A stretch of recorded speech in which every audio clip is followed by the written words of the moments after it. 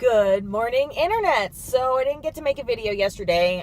Day kind of got away from me and a bunch of craziness going on with work and everything. But today, real quick, I just wanted to go ahead and do my 2,000 mile review of the Chevy Volt. So we've done a lot of videos on the tech features of the thing and how the extended range works and the gas powered generator and low gear and which is not, in fact, its own gear, etc., etc. So I just want to talk a little bit about the owner experience of the thing. So far, it's been really, really, really nice. The other day, I got into Rob's car, and we ran some errands in it, and I was it felt like I was riding in, a Ferrari with open exhaust, because it was gas-powered motor, and I'm not used to that vibration anymore coming from, in front of me and underneath me with a gas-powered motor, because that just doesn't happen in this car. Even though my generator gets used literally every day, because I will run my battery flat every single day.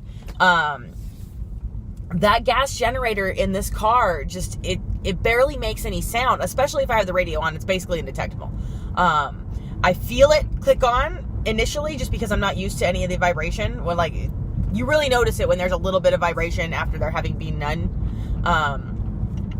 But it's just so quiet. I noticed that when I go back and review footage that I'm getting like I am right now in this car versus footage that other people get in their cars for other car vlogs, mine's not making any sound, and the only sound you really hear is me talking.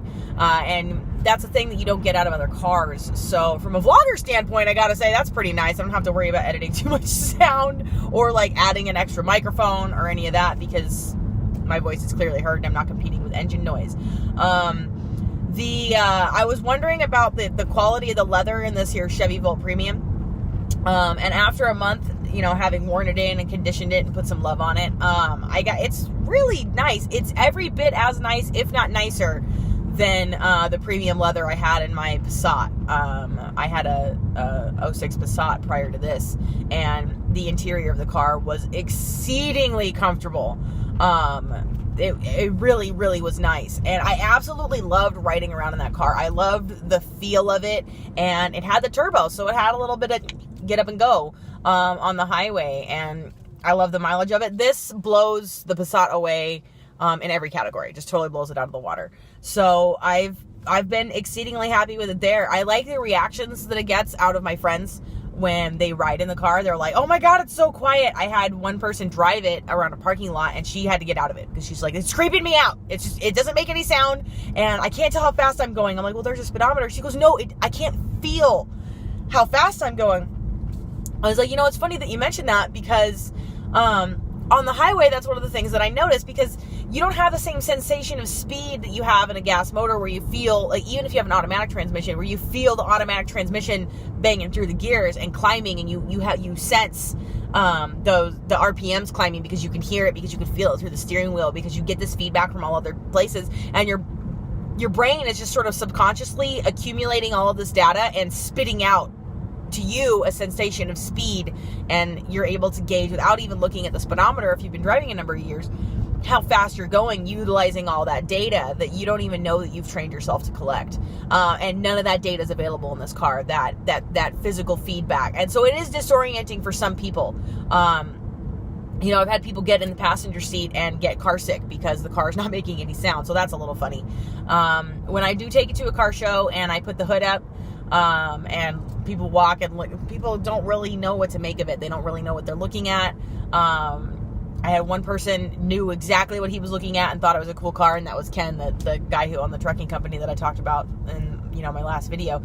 But it was, I don't know, it's been a really overwhelmingly positive experience, and the fact that I haven't had to spend exorbitant sums of money on fuel every 4 days like I was in the Passat is really nice.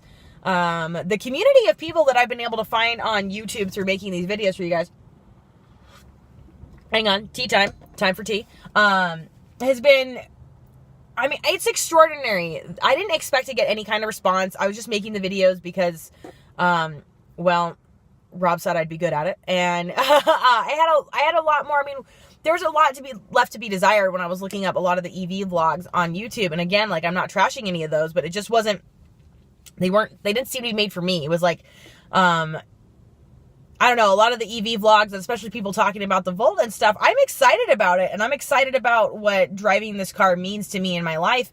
Other people seem to just be reading a technical manual out loud, and they don't get as fired up, so it was kind of hard for me to watch. I'm like, man, is there anybody excited about this that I could watch? And, you know, Rob says, well, maybe you should be that guy who's excited about it, and maybe other people need that. And I was like, all right, shoot, whatever. And so, you know, he put the mount up in my car, and, well, y'all have been watching the rest.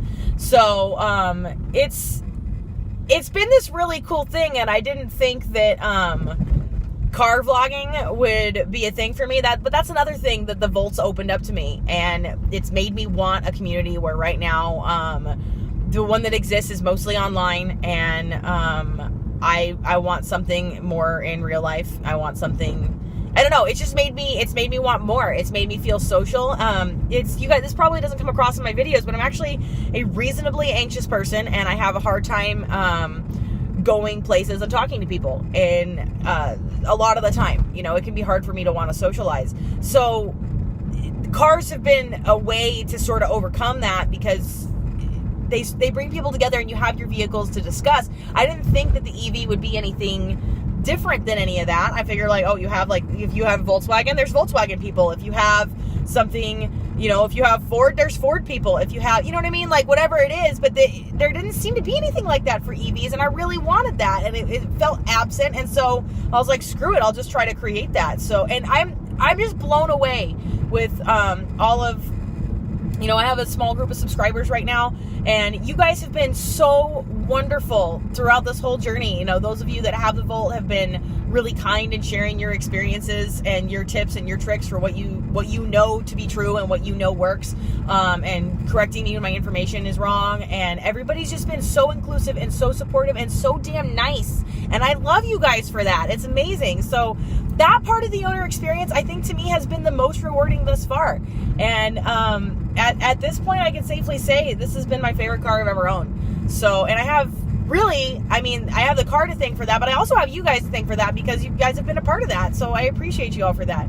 I got this road trip coming up pretty soon, and a couple other changes coming to the channel, and some things that I want to do. So stay tuned, because it's only going to get funkier and weirder from here, and it's going to keep being a really good time. So this is Catherine with EVs of Nevada. My 2,000 mile review is that it's freaking awesome, and you all should get one if you don't have one already. Freaking awesome. That's like a technical term, right? And go ahead and follow the Instagrams and the Twitters for the tweetings, and that's all. I'll link that all in the description, and I hope everybody has a really, really great day, and I'll be seeing y'all soon. Bye.